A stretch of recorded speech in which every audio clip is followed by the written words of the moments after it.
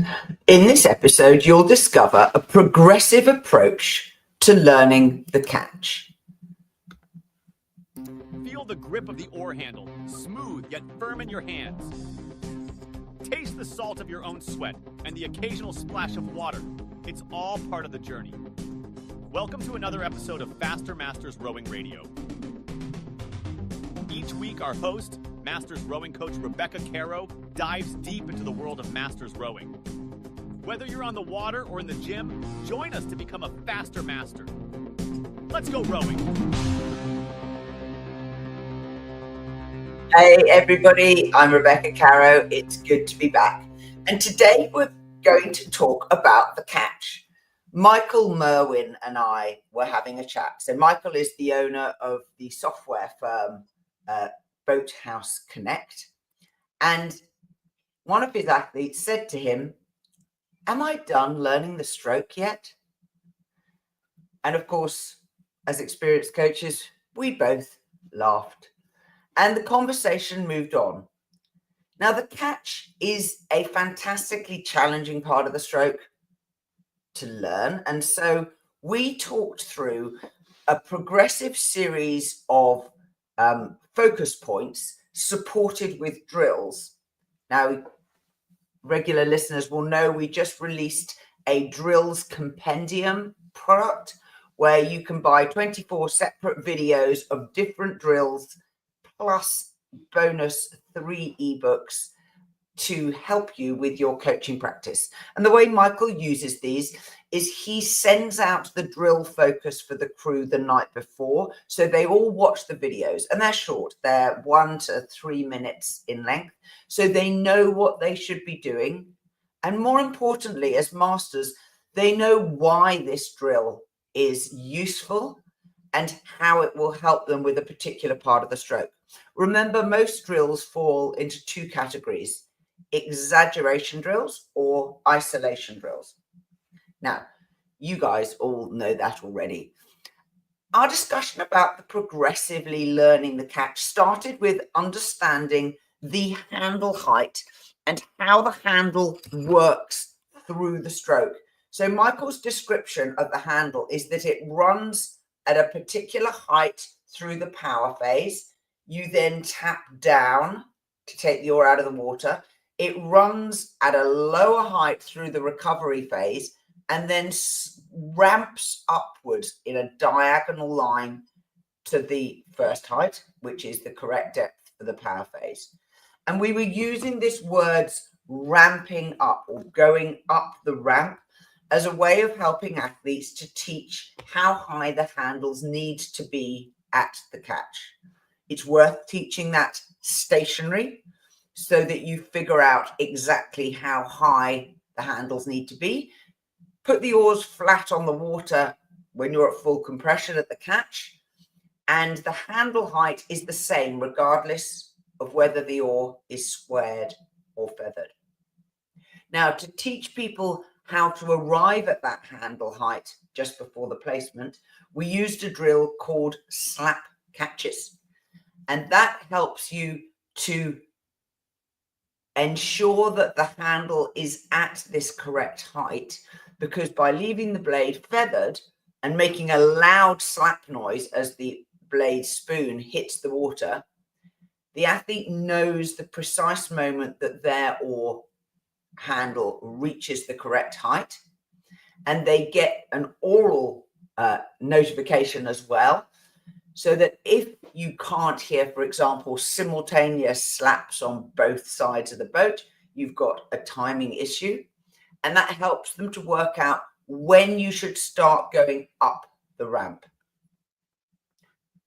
Our next stage of the progression is making a shape at the catch. So your handle might be going on an upward ramp, but you actually have to actively lift your hands and make that movement. And so making the shape and working out when to make the shape is the next stage in the progressive learning. When you have squared your blade, if you make the shape too early, what will happen is your oar will hit the water before you get to full slide.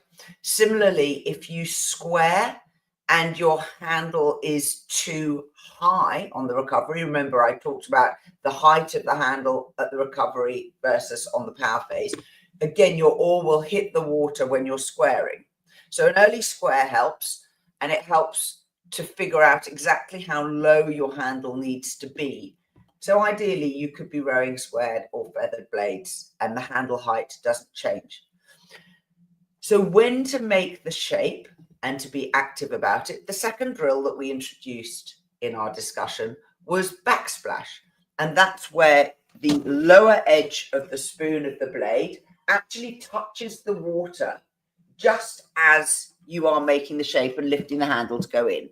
And that's really helpful because, again, there's an auditory element, but also you can feel in the handle the, maybe reverberation isn't quite the right word, but you can feel the oar touching the water. If your oar doesn't make a backsplash, doesn't clip the water just before it goes in, you haven't lifted your handle early enough. Then we started our next stage, which was thinking about catch timing. So the timing of the catch is relative to your body movement and the seat. The seat is a good proxy for your body movement because there is a precise moment where the seat rolls forward and then changes direction. And that moment of change of direction, ideally, is when you want the oar to already be under the water.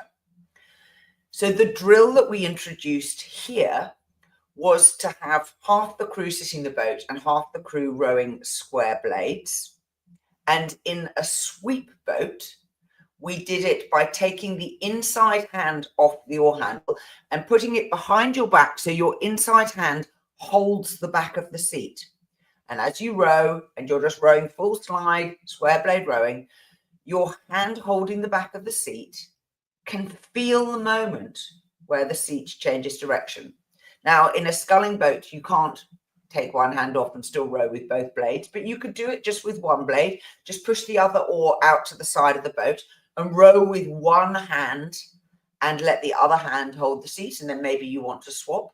But once you've got that feeling of what does it feel like when the seat changes direction, you can actually take your hand off the back of the seat, and then you should still be able to notice the feeling because you can feel it through where you're sitting. And sometimes you can hear the wheels on the seat turning. Now, the wheels go silent at the moment that your seat changes direction. So there's that very, very quick moment of silence that you can listen for. The other visual point which an athlete can see is the height of your knees, because as you come up the slide, your knees rise until they get to a high point, and that is when you're at full compression, and then your knees start to fall. So you can also time your catch placement off your knees. So holding the back of the seat is the drill that we used for the catch timing. And the last thing we looked at was how to place the oar in the water before you change direction, and how to keep the handle traveling towards the stern while you're making the catch placement. Now, that's a much more detailed discussion that is best left for another day. But if you want to know how Michael and I thrashed this one out between us, join the Coach Mastermind group. The recording of our October mastermind is already present. It costs $10 for the first month, and you will also get all of the drills available for you if you join that particular group. So progressively learning the catch, something you can't probably do in a single workout, but it is definitely the case that you can do probably 2 of those drills. I always like to do drills 3 times in a single practice in order to really reinforce them with my athletes, and take care that the athletes really understand the why as well as the how. If you're listening to this podcast, you might want to join the Faster Masters Rowing newsletter. Over 7,000 people from around the world or on our newsletter. It's full of useful information for masters. Sometimes it's coaching. Sometimes it's just life information about how to age well. Sometimes it's got stuff about how to run a club or a group or how to race. I very much hope that you will share the link if you go to our website, fastermastersrowing.com/newsletter, and join up your friends and relations. We always welcome more people. Till next time. We are part of the Rowing Chat Podcast Network. Please tell your fellow rowers about the show.